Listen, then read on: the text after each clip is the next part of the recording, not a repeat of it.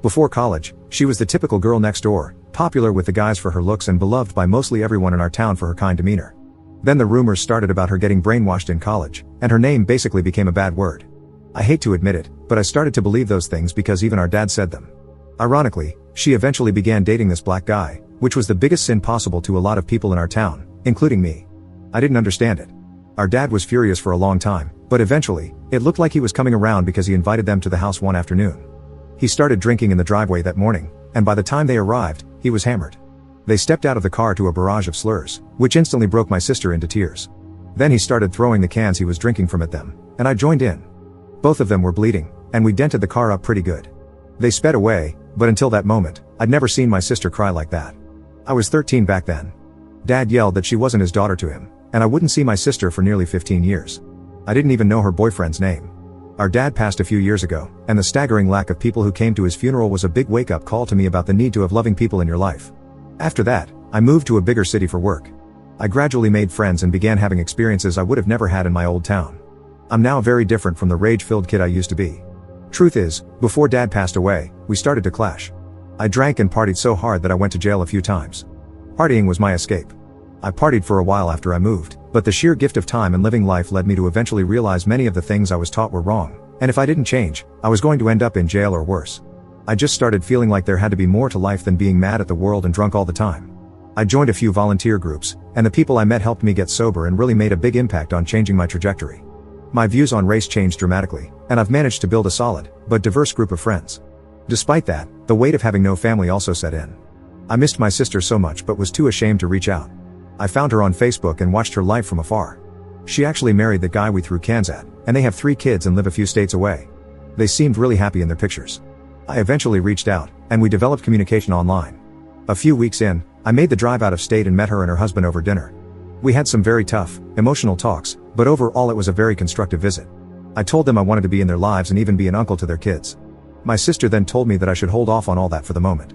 Given our upbringing and my history, she recommended I go to therapy or counseling before being introduced to her kids. She said they had worked hard to make sure their kids weren't exposed to the kind of adults we grew up with. I don't know why, but I took offense to that because she doesn't know what I've been through since our father passed. I'm not that same hateful preteen. She doesn't know how hard I've had to work intentionally, and I am still working hard to better myself. I'm not opposed to therapy, but making it a requirement before even meeting her children seems excessive. I told her I would think about it, but I don't think I hid my disappointment too well. I'm pretty sure she sensed the change in our vibe because the rest of the dinner was a bit awkward. I haven't heard from her since. Am I the jerk for not wanting to go to therapy just because she thinks I should? I mean, I'm literally considering moving several states away to be near them. Shouldn't that be enough for a start? Update 1. Thanks to everyone who reached out and offered kind and not so kind words. The feedback really helped open my eyes. The short version, my sister and I spoke on the phone and had a very long, hard conversation. She has decided to not continue contact with me at this time. My reaction to her request that I attend therapy reopened some deep wounds. She held out the possibility that maybe we can try again later down the road after she's had time to really sit with everything, but there is no timeline. It stings, but I'm trying to find a balance between being hopeful and the reality that I may never hear from her again. The long version, I spoke with my sister on the phone after our dinner, and she said she became physically ill after our meeting, particularly after I hesitated on therapy. Furthermore, she doesn't trust me. I know I blew my chance. I could tell she had a lot of simmering anger in her voice as she spoke. She talked about a few really tough personal things I didn't know she went through with our dad and how she struggled to find herself in her new extended family because of it. I had no idea those things happened. I was so wrapped up in my own issues. I feel terrible that I never considered how many ways she was affected by being disowned until many of you brought it to my attention. I will share this tidbit about how her health was affected because she told me she's open about it. She was constantly stressed out by our dad's violent behavior. Growing up, I thought it was normal for adult men to fight their friends over disagreements. There was a night our dad got into a fight with his friend while they were watching TV at our house, and dad got knocked out. His friend thought he unalived my dad and threatened my sister with a pew-pew not to tell a soul he was there.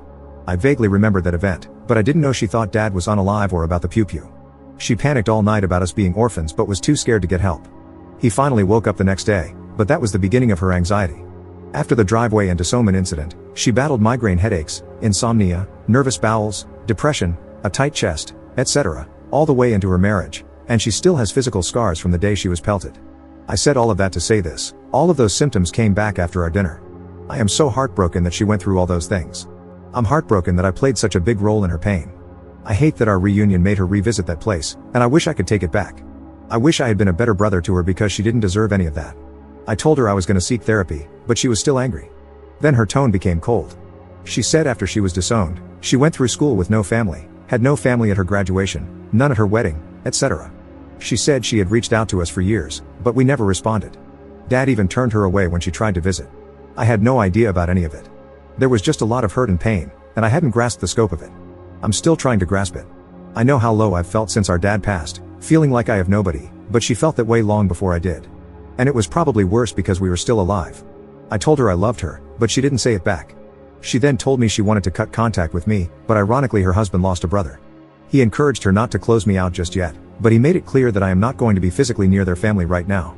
She agreed to not cut contact but said she needs a few months minimum to process everything. I promised that during that time I will be doing my best in therapy, and really digging deep, not just for her but for myself. She hung up without saying goodbye. I'm not sure what to make of that, but I signed up immediately after our call. I really hope she reaches out when she's ready.